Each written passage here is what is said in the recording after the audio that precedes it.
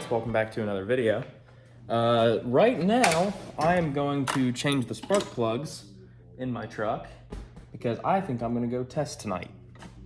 National Trails is having just a little test and tune tonight, just kind of a casual thing. And I got a spare set of plugs, might as well put them in, especially with the new intake and everything. Start off fresh, see how everything works. So I'm just getting that done. But yeah, anyway, pretty stoked to see how this intake does, and on the track, not just on the street. I did run it up the road. Whew, it pulls. It pulls a whole lot better than it used to. The best analogy that I've found has been, it's like a golf cart with the old intake. It was like driving a golf cart, you know. They take off and they're torquey, and they feel quick initially, and then it just dies off. That's the best way I can describe how this thing acted.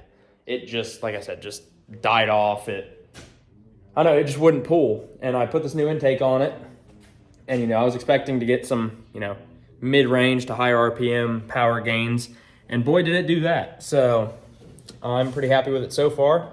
We're gonna see how it does tonight. In other words, I did have a wet gasket right here. I shouldn't say did, I do. It evaporates when after I run the truck for a minute, but it doesn't actually pool anywhere. It's not even like wet to the touch. It just discolors the gasket a little bit. So I'm not gonna worry about that yet. I haven't lost any coolant anywhere, so I'm not too stressed about that yet. Now, when I start losing coolant, if that happens, that's when I'll pull this intake, silicone the crap out of it, put it back together, and it should be fine. But yeah, anyway, like I said, we're gonna knock out the spark plugs on this thing and probably just give it a good once over and then call it good. Okay, I don't have my little circular spark plug gap deal. I do have my feeler gauge, so that should suffice.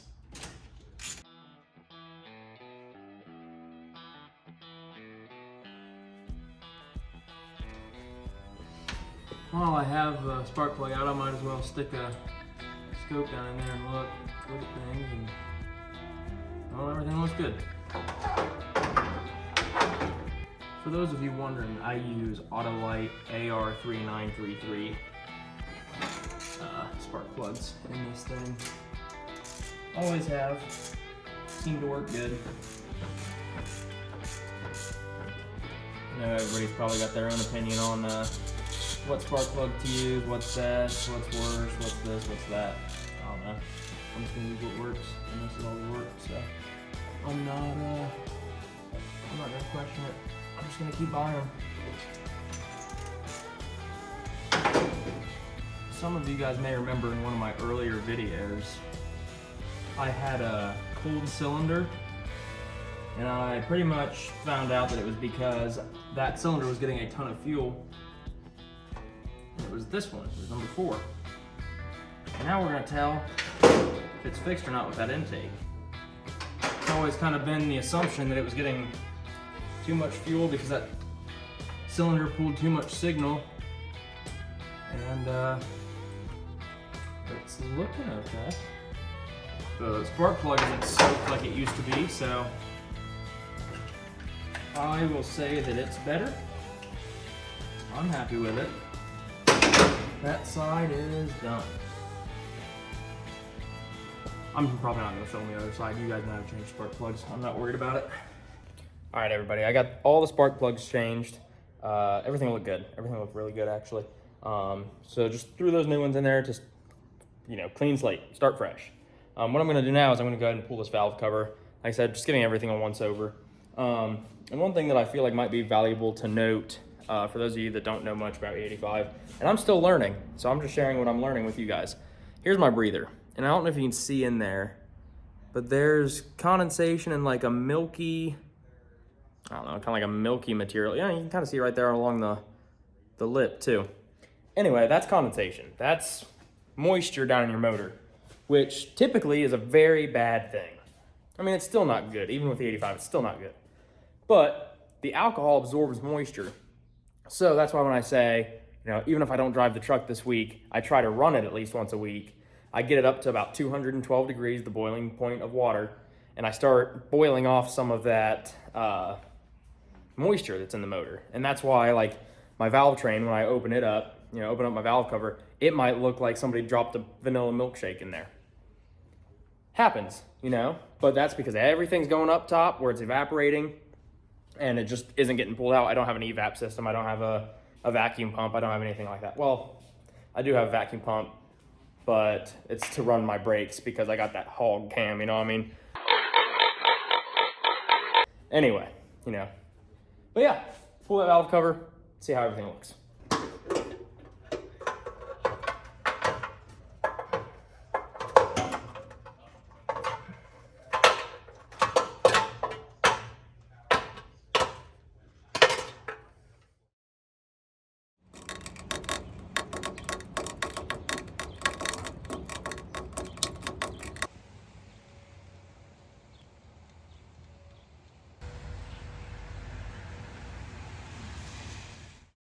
So we got rained out. So much for, what we did today. But it rained pretty hard here for, I don't know, probably 15 minutes. And it rained at probably like 5 o'clock. And test and tune only goes till 9. Probably would have taken them a couple hours to dry the track off. They called it, they're like, hey, it's not worth it. It happens, right?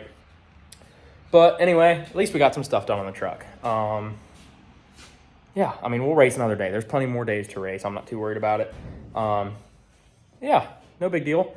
I got Ethan and Brian over. I don't know if you guys have met Brian yet, but you will. He's pretty cool. He's a pilot. He's got a lot of cool stuff that you'll see, I'm sure, like if we go flying or anything. But yeah, you guys know Ethan, obviously. But they're actually not here at the moment. They went to make an adult beverage run. I went and got pizza. So we're just going to hang out in the shop. Might see some clips. But outside of that, just going to kind of hang out. Yeah, like I said, wasn't a total waste. I mean, the truck needed plugs and stuff done on it anyway. And I got that done. Had a good excuse to do it until I got rained out. So, happens. But anyways, here we are.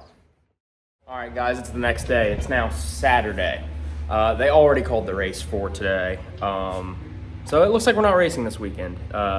It's showing rain for like the next 5 days. So pretty much no shot at racing that this weekend.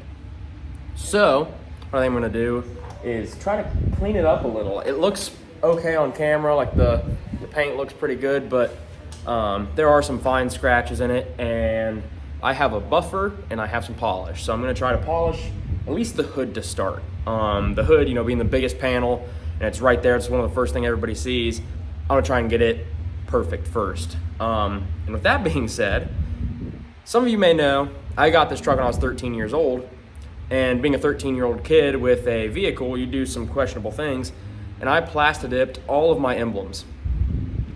So looking back, I've matured, and I realized a little bit of chrome isn't bad. It's actually pretty good looking. I mean, you can see like the plastid starting to chip through, and it just looks like crap, and it's kind of been driving me nuts. Well, also 13-year-old me doesn't know how to properly apply plastid, and I did it really thin, so I can't just, grab a corner and peel. I gotta sit here and painstakingly scrape every emblem. I mean, there's the emblem right there on the, I don't know, I guess you could call it the cowl. I got 4 of these, FORD. So I don't know. It's just gonna be a little painstaking, but I gotta let my batteries charge on this buffer here anyway. So haven't used this stuff in a minute. It's special polish designed for black paint. It's pretty cool stuff, and it works good. I've used it before. I just did like a fender, and then I got tired of it. I wish I would have stuck with it more. I mean, you can kind of see throughout here. It's just hazy. Like the paint's just hazy. So I'm trying to remedy that. Looks like a nice thin coat. Sure, it looks pretty cool, actually. The satin kind of gives the paint a satin look.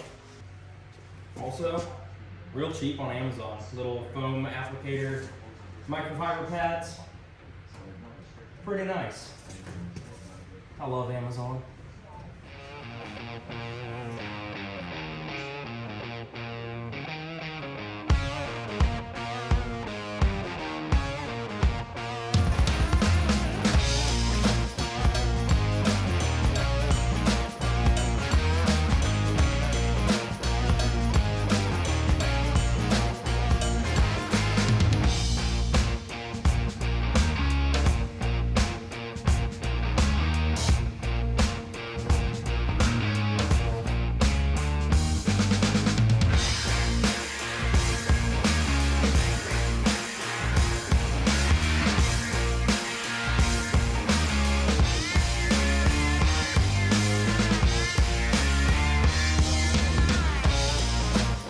All right, we got the first application done.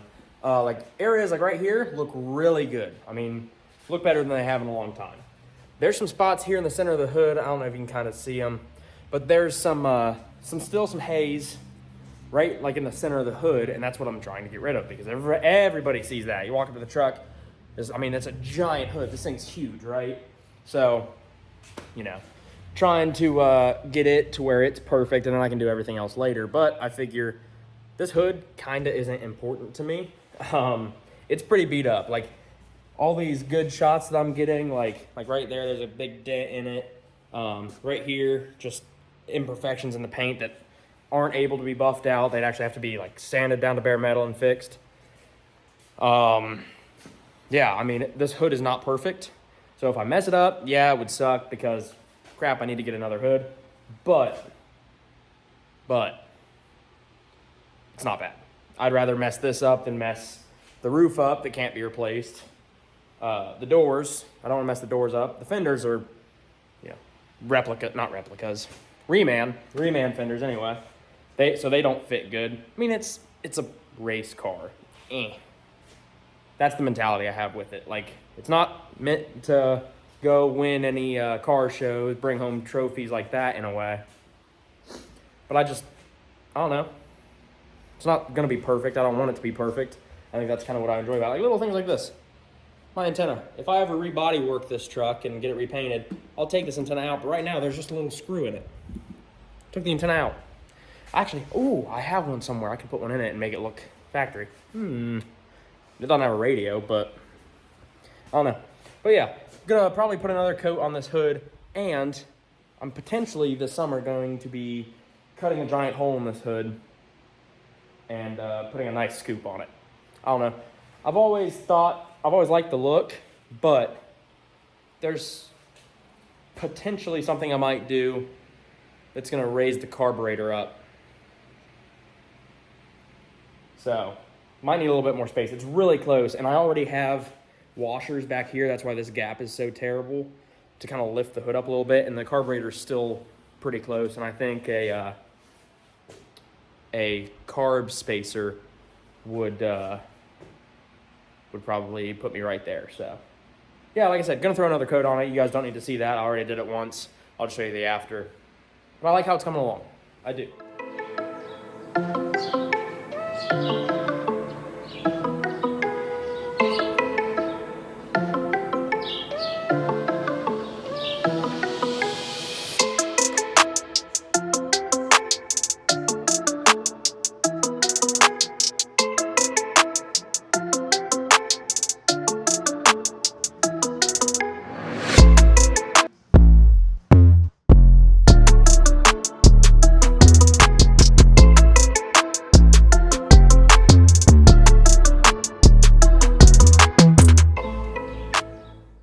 All right, guys, that's going to wrap this one up. I know pretty much the entire plan at the beginning of the video got thrown out the window. Trust me, I want to go racing. There's racing content coming. I'm getting antsy. It's been too long. But we did get some good stuff done. Wanted to get some maintenance done on this thing, check. And I've actually been wanting to start buffing it and cleaning it up for a while, and I finally had an excuse to do that today because it was raining and it was crappy and there was nothing else to do. But, brought the chrome letters back. I think it looks pretty good. I'm glad I did that, and I'm mad at 13-year-old me for spray painting or plastic dipping everything anyway. But yeah, anyways, like I said, that's going to wrap this one up. I apologize that it's all over the place. But like I said, racing content's coming.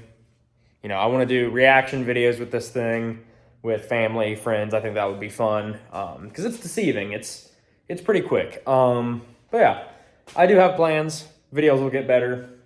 I'm enjoying it so far. I hope you guys are too. But anyways, I hope you guys have a great day whenever you're watching this, day, night, whatever. But be sure to like, share, and subscribe. I appreciate y'all. Y'all have a good one.